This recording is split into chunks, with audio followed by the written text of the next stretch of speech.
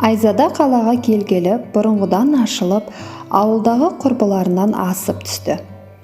Мұғалім мамандығын бітіргенімен, ол сала бойынша жұмыс жасауға ниеті болмады. 4 жыл оқып, қолына алған дипломы сөреде шаң басып жатқанына 2 жыл. Ол баста саудаға қызығып, бірнеше жерлерде сатушы болып жұмыс жасады. Кейіннен әпкесі Астанаға қасына көмекші қылып өз пәтеріне тұрғызды. Әпкесі шағын бизнесін ашып, қала шетіне жүкті әйелдерге киімдер сататын дүкенді жалға алды. Сіңлісі Айзаданың арқасында жанияның бизнесі дамып, саудасы да жақсы жүре бастады. Айзада кез келген клиентпен тез тіл табысып, сауда десе алдына жан салмайды. Астананың қақаған аязына қарамастан, жұмысын тиянақты атқарып, бірнеше айда кіріс көзінде бірнеше есеге ұлғайтты. Жездесі де балдызын қарындасындай сыйлап, жаны қалмайды. Жания саудаға пысық болмағанымен, үй шаруасымен әзірлеу де алдыңғы орында. Қонақ күтсе де мәзірінің бәрін өз қолымен дәмдетіп жасайды. Оған бұл қасиет анасынан дарыса керек. Қыздардың анасы да кезінде бас аспазшы болып, кейін зейнетке кеткен. Айзадаға Алматыдан көрі Астананың ауа райы жаққан сынды. Ағарып реңі кірді. Қолы босай сала, ермегі интернет болған. Айзада жақында бір жігітпен танысып үлгерді. Ол да астаналық екен. Есімі Жантөре. Жігіт алдағы демалыстың бірінде Айзаданы кездесуге шақырды. Алғашқы кездесу болған соң, қыз өзіне сәнді киімдер алып, салонға барып сәнденіп те алды. Жантөре өмірде сурет пен видеодағыдан қарағанда шынайы түрі өте көрікті жігіттердің бірі екен. Айзадамен танысқанына қуанып, қызды әдемі бір жерге кешкі асқа шақырды. Екеуінің әңгімесі біраз созылып, қайтар уақыттарының да қалай самарап өтіп кеткенін байқаймай қалыпты. Айзаданың мінезі бір бетке тік, ал әпкесі керісінше сабырлы жан. Жантөреге де осындай пысық, өткір қыздар ұнайтын. Ол қызды бірден ұнатып қалды. Әпкесінің аяғы ауырлап, ай күні жақындаған сайын тірлікке де зауқы соқпады. Айзада үй шаруасы мен дүкен қызметін қатар атқарды. Жалғыз әпкесі үшін сіңлісі ештеңеден аянып қалмады. Барынша көмектесуге тырысты. Жантөре шақырған кездесуге де Айзаданың бос уақыты бола бермеді. Тек телефон арқылы ғана сөйлесіп тұрды. Таң ата толғағы жиілеген Жания бірден жедел жәрдем көлігін шақырды. Ондағылар келіншекті бірден перзентханаға алып кетті. Айзада жұмысқа шықпай, әпкесінен хабар күтіп, үйде кішкентай Абылайға қамқор болды. Жездесі әлі перзентханада. Ол да Жанияның босанғанша сонда хабар күтуде. Жарты сағаттан соң жездесі қуана Айзададан сүйінші сұрап, қуанышты жаңалығымен бөлісті. Әпкесі аман-есен қызды болыпты. Жанияның өзінің де арманы қызды болу еді. Айзада лезде жас еттен әпкесіне сорпа жасай бастады. Піскен асын даярлап, Абылай екеуі перзентханаға шықты. 5 жасар Абылай тәтті тілімен «Қайда барамыз әпке? Анашым бөпе әкеле ме?» деп сұрақты жаудыра түсті. Өзі тым тәтті.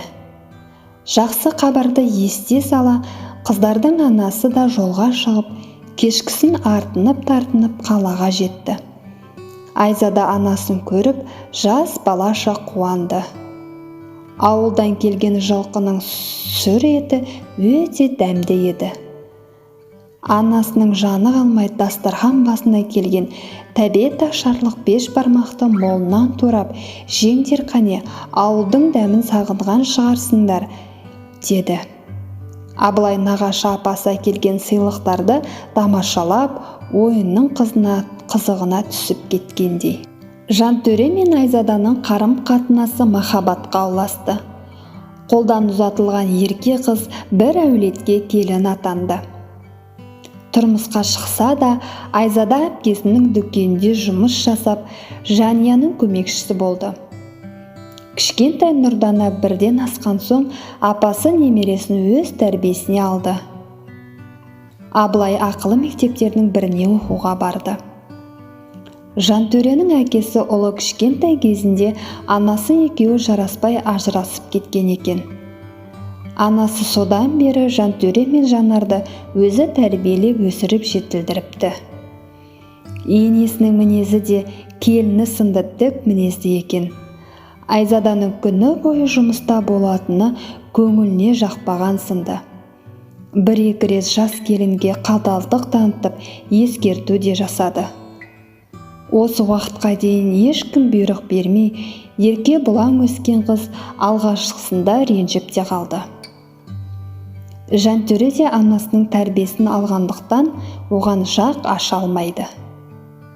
Бір апта жұмысқа шықпай үйде өзін сынап көрген Айзада шыдай алмады. Күні бойы күйеуі де жұмыста. Қаладағы үйдің шаруасы ауылдағыдай емес. Бар жағдай жасалған, бір үйді жинап тамақ жасағаны болмаса. Енесі зейнеткер болғанымен өзін өзі күтіп қалған қаланың ақ саусағы. Және Айзадаға уақытында жалақы төлеп отырды. Сіңілісінің көмегі онсыз да зор. Отбасылы болған соң ақшаның да қажеттілігі көп.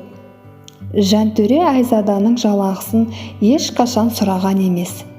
Тек енесі әр нәрсені есептеп, міндетті түрде ұлының жалақысының жартысын алады. Кенже қызы Жанар университетті тәмамдап, өзі ұнатқан жанға тұрмысқа шықпақшы. Жігіті Алматының тумасы екен. Дәрігер сынды. Кішкентайынан егіз қозыдай бірге өскен қарындасының өз бақытын тапқанына Жантөре де қуанды. Бір жағынан көңілі босады. Күйеу балалары Арман да білімді, пысық жігіт екен. Үйінің кенжесі 2 жас үйленіп, тойлары да ойдағыдай өтті. Жантөре еңбек демалысын алып, Айзада екеуі біраз қыдыруды жөн көрді. Бұл жаңалық келіннің енесіне оңай қоймады. Жантөре бұл жолы анасының көңілін тауып, ақыры рұқсатын алды. Сөйтіп жас жұбайлар Алматыға жол жүрді. Қарындасы мен күйеу баласы ағасы мен жеңгесін қуана қарсы алды. Алматының әдемі жерлерін аралап, көңілдері де көтеріліп қалды. Таң ата қайын сіңлісі жеңгесін алып, дүкен аралауға шықты. Таңертең сергек оянған Айзаданың түс қайта басы ауырып, көзі қарауытып, мазасы кете бастады. Үйге қайтқанша асықты. Жанар керекті заттарды алып, жолай такси шақырды. Арман мен Жантөре бұл уақытта бильярдта еді. Жанар үйге келе сала, тамақ жасап, машинаға кіріс алды. Жастардың пәтері құстың ұясындай, сондай шағын, өте жинақы.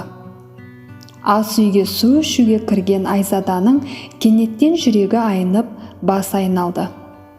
Бұл әлсіздігіне күмәнмен қараған Айзада, осымен жүкті емеспін бе, деп өзіне іштей сұрақ қойды. Жанардан жақын маңындағы дәріхананы сұрап, жүктілік тестін алуды жөн көрді. Ойлағаны тура келген Айзада бұл жаңалықты Жанарға айтып, жүзі бұл жайнады. Айзаданың сәбиі мерзімінен бұрын өмірге келді. Шалаты болған нәресте әлсіз болып, Айзада бірнеше ай ауруханада болды.